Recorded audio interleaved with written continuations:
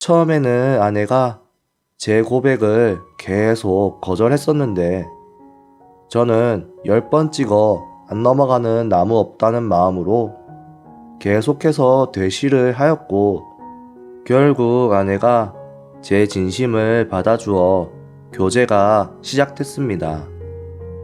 아내는 어쨌든 밝고 긍정적인 여성이었고 제가 지금까지 만났던 여자 중에서 단연 최고의 여성이었습니다. 평생 함께 있고 싶다고 진심으로 생각한 저는 교제한 지 반년 후에 프로포즈를 했습니다. 물론 아내에게는 단칼로 거절을 당했습니다. 연애랑 결혼은 다르기도 하고 결혼은 신중해야 한다는 건 저도 충분히 이해했습니다. 하지만 아내를 절대 놓치고 싶지 않았습니다. 이렇게 매력적인 사람은 한 번도 본 적이 없었고 이 사람을 놓치면 평생 후회할 거라는 생각이 계속 날 정도로 정말로 좋아했습니다. 그러고 나서 저는 몇 번이고 더 진심을 담아 청혼을 했습니다. 그럴 때마다 아내는 미안한 듯 고개를 좌우로 흔들기만 했습니다. 저는 계속된 거절에 이유가 뭔지 알려달라 했습니다. 앞으로 어떤 일이 일어날지 모르잖아. 그리고 나는 행복한 가정을 꾸릴 수 있을지 자신이 없어. 아내는 불안한 듯이 말했습니다. 저는 그런 불안감을 불식시키고 싶어서 그냥 제 옆에 계속 있어주는 것만으로도 제일 행복하다고 설득하였습니다.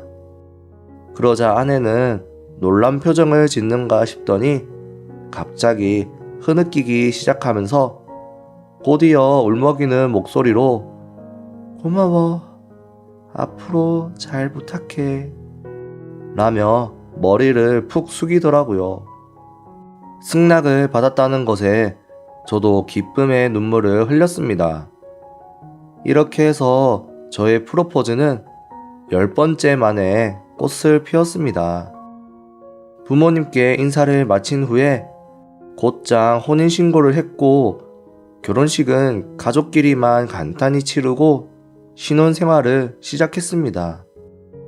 꿈에 그리던 신혼생활은 하루하루가 정말 행복했습니다. 해가 뜨면 아내가 저를 위해 아침을 차려주고 간식도 챙겨주며 내조를 잘 해주었습니다. 직장 연애로부터의 결혼이어서인지 동료들은 자녀 계획은 언제 세울 거냐며 자주 이야기를 했습니다. 솔직히 저는 아직 아내와의 알콩달콩한 신혼생활을 더 만끽하고 싶어서 자녀 계획은 아예 생각하지 않고 있었습니다. 저희 부모님들께서도 손자 제촉은 하지 않으셨던 터라 동료들의 말들은 한 귀로 그냥 흘려듣고 있었는데 아내는 저와는 생각이 달랐나 봅니다. 나랑 여보를 닮은 아기를 갖고 싶어. 그러니까 지금 일은 그만두고 파트타임 아르바이트 하면서 임신 준비를 하고 싶어. 응? 난 아직 아기 생각은 없는데? 급하게 아기를 갖고 싶지 않아. 지금 우리 둘만의 시간을 나는 조금 더 즐기고 싶어. 그래도 임신하는 거 1살이라도 더 어릴 때 해야 좋대. 그러니까 나이 더 먹기 전에 준비를 해야 하지 않을까? 그리고 마음먹은 대로 쉽게 되는 것도 아니래. 듣고 보니 저도 아빠로의 삶을 동경하기도 했었습니다. 무엇보다도 아내가 저와 닮은 아기를 갖고 싶어 한다는 사실이 너무나 기뻤습니다. 그 후 아내는 다니던 회사를 퇴사하였고 집 근처 카페에서 파트타임 아르바이트를 시작하였습니다. 그로부터 불과 2주 만에 사랑하는 아내가 사라졌습니다. 사라지는 그날까지도 의심할 만한 행동 같은 건 전혀 없었습니다.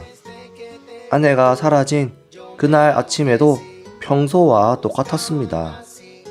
그날에도 해가 뜨면 아내가 만들어준 아침을 함께 먹고 간식을 담아준 도시락통을 들고 현관에서 가벼운 포옹과 함께 저는 출근했습니다.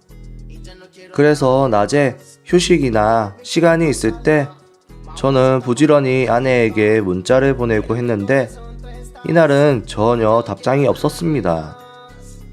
아르바이트도 쉬는 날이었는데 밖에서 돌아다니는 중인가 하고 신경 쓰지 않고 일에 집중했습니다. 퇴근 후 집에 오니 집에는 인기척도 없었고 온 집에 불은 다 꺼져 있었습니다. 식탁에는 종이 한 장과 함께 결혼 반지가 놓여 있었습니다. 좋아하는 사람이 생겼어. 그 사람에게 갈 거야. 그동안 고마웠어. 종이에 적힌 내용은 이게 전부였고 저는 심장이 멈추는 기분이었습니다. 바로 아내에게 전화를 걸었습니다. 하지만 이미 핸드폰은 정지를 한 상태였는지 통화 불가 멘트만 들려올 뿐이었습니다. 장모님, 장인어른께도 즉시 전화를 해서 상황을 말씀드렸는데 연락받은 게 없으시다고 하더라고요. 지인들이며 친구들에게도 전화를 돌려봤지만 아내의 행방을 아는 사람은 한 명도 없었습니다. 파출소에도 도움을 요청했지만 성인이 편지를 남기고 나간 상태라 인내심을 갖고 기다리는 게 최선이라는 말만 되풀이 하시더라고요. 결국 아무것도 못하고 터벅터벅 집에 귀가했습니다. 아내에게 버림받았다고 생각한 저는 폭포수 같은 눈물을 흘리며 슬픔에 잠겨 있었는데 그 상황에서도 배꼽시계는 잘 작동해서 배가 고파왔습니다. 냉장고에 뭐 없나 하고 열었을 때 만들어 놓은 반찬들이 냉장고 안에 빼곡히 들어 있었습니다. 반찬들은 모두 제가 좋아하는 거였습니다. 아내가 마지막으로 저를 위해 만들어 놓았다고 생각하니 저는 다리에 힘이 풀리며 그 자리에서 오열을 했습니다.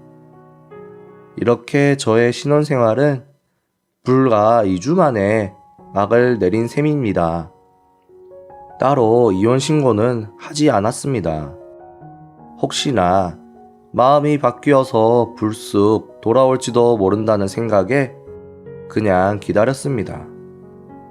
그런데 1년이 지나도 2년이 지나도 아내는 돌아오지 않았습니다. 회사 동료들도 아내가 그럴 사람이 아닌데 믿을 수 없다며 사라진 직후에는 함께 수소문해 주고 도와주었는데 그래도 아내의 행방은 전혀 알 수 없었습니다. 마치 우리 일상에서 아내만 사라진 느낌이었습니다. 장모님, 장인어른께서는 저에게 무릎 꿇을 기세로 사과하셨습니다. 내 딸이 엉뚱한 짓을 해서 미안해. 배우자가 생사불명 상태로 몇 년이 지나버리면 재판에서 이혼 청구를 할 수 있다고 하더라고. 고생이겠지만 그때까지만 어떻게든 버텨줘. 마음고생 시켜서 미안해. 저는 장모님, 장인어른께서 사과할 일이 아니라고 생각했고 사라진 아내가 밉고 원망스러웠지만 그래도 아내를 좋아했습니다. 저에게 뭔가 원인이 있을지도 모른다는 생각도 들었고 실수로 아내에게 상처를 주었던 건지도 모릅니다. 그렇게 생각하니 다른 남자를 향한 분노보다 아내에 대한 미안함이 더욱더 컸습니다. 저는 평소와 같은 생활을 하려고 노력을 했습니다. 하루하루가 힘들기도 하고 슬프고 인생의 밑바닥이라는 느낌이었지만 3년이 지나니 어느 정도 모든 게 정상이 되더라고요. 아내가 사라진 지 얼마 안 됐을 땐 코미디 프로그램을 봐도 눈물이 흐르고 감정이 제멋대로였는데 이제는 그렇지 않습니다. 아내 생각은 잊고 조용한 일상을 되찾은 저는 회사와 집을 오갈 뿐인 밋밋한 생활을 반복하고 있었습니다. 그러다 일상에 변화가 생긴 건 그 일이 있은 후 7년이 지났을 무렵에 대충 만든 저녁을 먹으면서 드라마를 멍하니 보고 있을 때의 일입니다. 핸드폰으로 공중전화로 보이는 처음 보는 전화가 울렸습니다. 처음에는 이상하게 생각해 받지 말아야지 했는데 몇 번 울리고 말 줄 알았는데 끊임없이 울렸습니다. 여기서 뭔가 이상한 느낌을 받아 전화를 받아봤습니다. 여보세요? 대답은 없고 작은 숨소리만 들렸습니다. 여보세요? 누구세요? 평소의 저라면 대답하지 않으면 그냥 끊을 텐데 이때는 왠지 끊어버리는 것을 망설이고 있었습니다. 뭔가 감이랄까? 촉이 섰던 것 같습니다. 혹시 여보야? 여보... 틀림없이 아내 목소리였습니다. 근데 저랑 같이 있을 때랑은 생각할 수 없는 힘이 쫙 빠진 목소리였습니다. 있잖아, 나 좀 도와줘. 지금 어디야? 아내로부터 주소를 받아줬고 저는 그곳으로 달려갔습니다. 그곳은 바다가 유명한 곳이고 여름에는 사람들이 많이 붐비는 곳이었습니다. 1시간을 달려 아내가 불러준 주소로 도착했습니다. 그곳에는 아내가 공중전화 박스 안에서 무릎을 껴안고 웅크리고 있었습니다.